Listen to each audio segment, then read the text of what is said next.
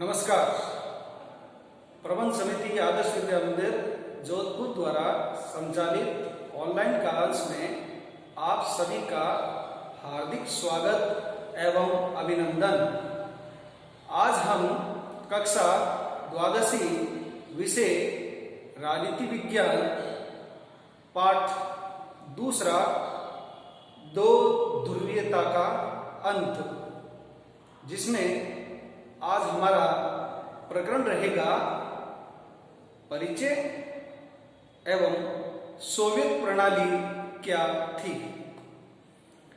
ऐसा है, परिचय के अंदर कि सोवियत संघ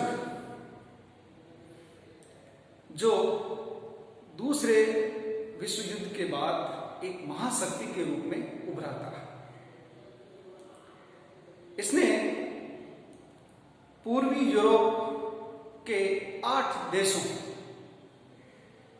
को फांसीवादी ताकतों से मुक्त कराकर वहां साम्यवाद की स्थापना की थी, जिसे दूसरी दुनिया के नाम से जानते हैं। इस दूसरी दुनिया का पतन हुआ। बर्लिन की दीवार, जर्मनी की राजधानी बर्लिन में द्वितीय विश्व युद्ध के बाद यानी 1961 के अंदर बर्लिन शहर के अंदर 150 किलोमीटर लंबी दीवार बना दी गई। उस दीवार से बर्लिन शहर पश्चिमी जर्मनी और पूर्वी जर्मनी के नाम से जाना जाने लगा।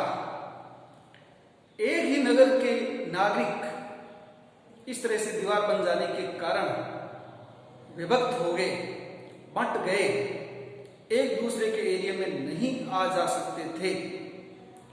यह दीवार 28 वर्षों तक बनी रही। आखिर 9 नवंबर 1989 में इस दीवार को जर्मनी के लोगों ने तोड़ दिया और जर्मनी का एकीकरण हो गया। इसके बाद सोवियत संघ का भी कमजोर आर्थिक स्थिति, प्रौद्योगिकी में पिछड़ जाना आदि कारणों से उसका भी विघटन हो गया। इस तरीके से पाठ के परिचय के रूप में हमने ये बातें जानी, जो आगे इसी अध्याय के अंदर इनको पढ़ा जाएगा। अब हम सोवियत प्रणाली क्या थी उसके बारे में देखते हैं। समाजवादी सोवियत गणराज्य यूएसएसआर रूस में 1917 में हुई क्रांति का परिणाम था, जिसके कारण सोवियत संघ में साम्यवाद जबरदस्त अस्तित्व में आया। वहां एक ही पार्टी, जिसे कम्युनिस्ट पार्टी के नाम से जानते हैं, कम्युनिस्ट पार्टी का ही वर्चस्व था। सरकार में विपक्ष या अन्य पार्टियों का कोई वजूद ही नहीं था। केवल मात्र एक पार्टी, कम्युनिस्ट पार्टी, उसका ही वर्चस्व था। यह पार्टी पूंजीवाद के सख्त खिलाफ थी। पार्टी चाहती थी कि सोवियत संघ के अंदर पूंजीवाद नहीं पनपना चाहिए और इसीलिए उसने इसी प्रकार की व्यवस्था स्थापित की।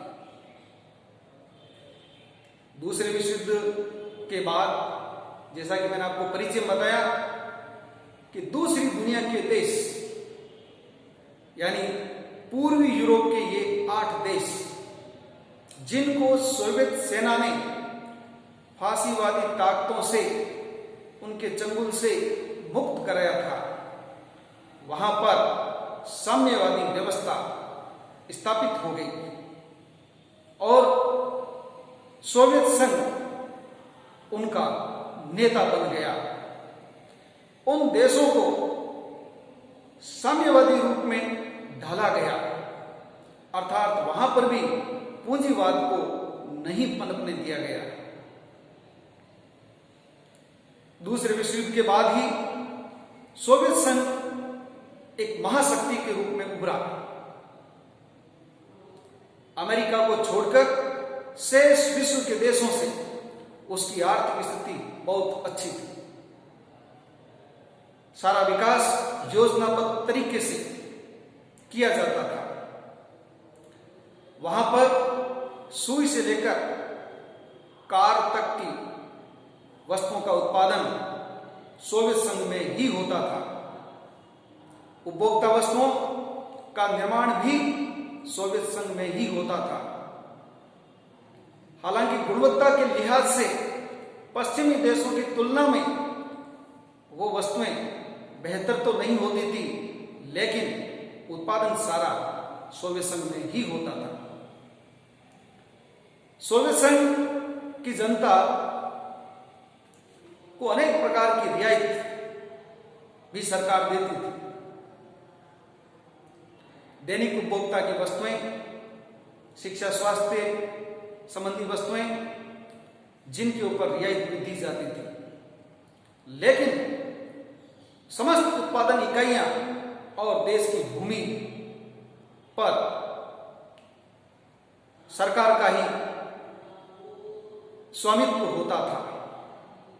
भूमि और उत्पादन इकाइयां सरकार का स्वामित्व नियंत्रण में आती थी। बाद में सोवियत संघ के अंदर नौकरशाही पनपने लगी। नौकरशाही के पनपने के कारण, उसके वर्चस्व का बढ़ने के कारण वहां पर सत्तावादी व्यवस्था दिखाई देने लगी।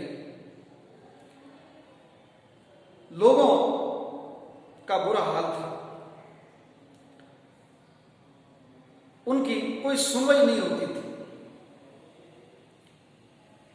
लोगों ने अपनी संस्कृति व अन्य व्यवस्थाओं का साथ सम्मान करने के लिए उन्होंने 15 गणराज्य आपस में मिलाकर के किए।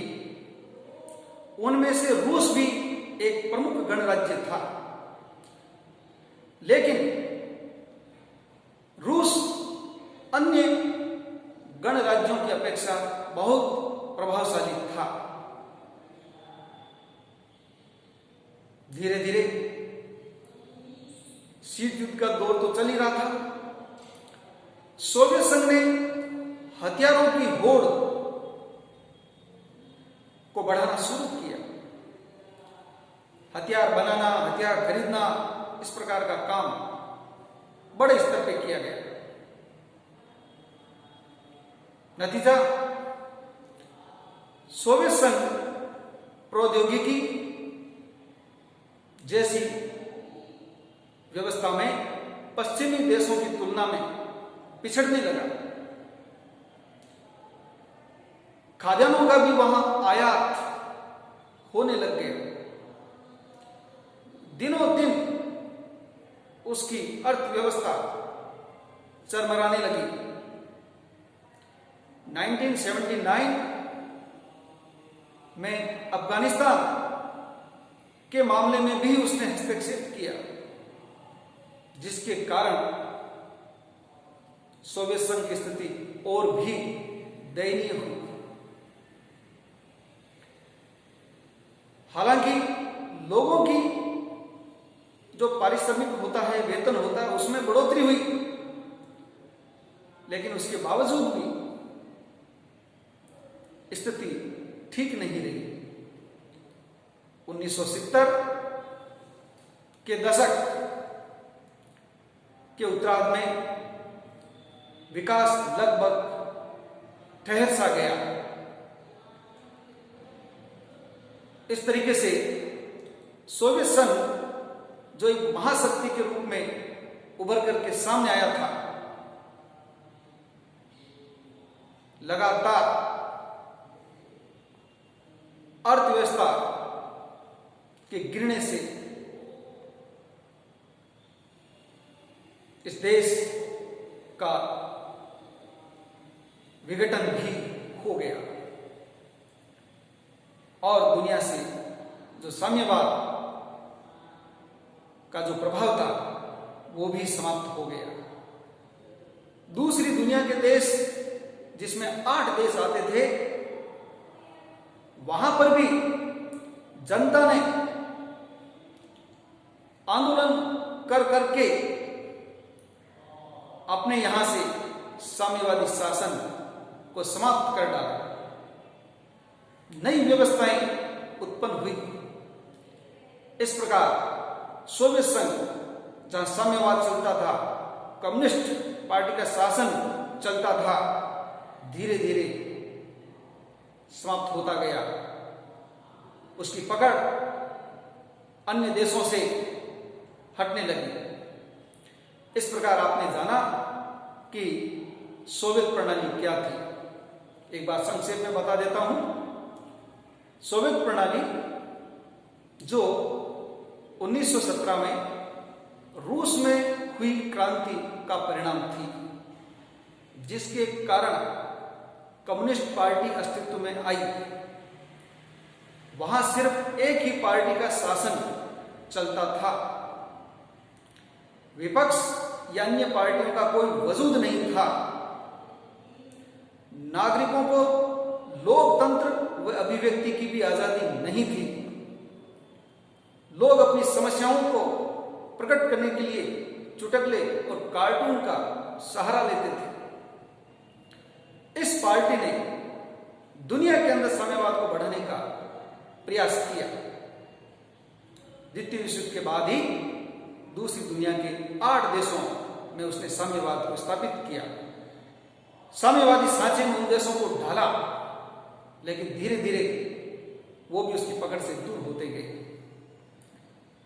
द्वितीय विश्व युद्ध के बाद ही महाशक्ति के रूप में भी उभरा। अमेरिका को छोड़ करके दुनिया का कोई भी देश इसकी बराबरी में नहीं था, लेकिन वहां नौकरशाही के हावी होने से यहां सत्तावादी व्यवस्था देखने को मिली। फिर हथियारों की होड़ ने इसको और अधिक कमजोर बनाया, जिसके कारण ये प्रौद्योगिकी जैसे मामलों में पिछड़ गया। धीरे धीरे कमजोर अर्थव्यवस्था के कारण और शासन प्रशासन में भ्रष्टाचार की स्थिति उत्पन्न होने के कारण धीरे धीरे ये देश कमजोर होता गया। आखिर 1970 तक आते आते यहां विकास लगभग ठहर सा गया और 1990-91 में तो इस देश के टुकड़े टुकड़े हो गए थे। अब आप इस प्रकरण में जो पढ़ा, इससे संबंधित मैं प्रश्न भेज रहा हूं, उसको भी व्यवस्थित तरीके से कर लें। आज इतना ही, शेष इसके बाद की कालांश में। धन्यवाद।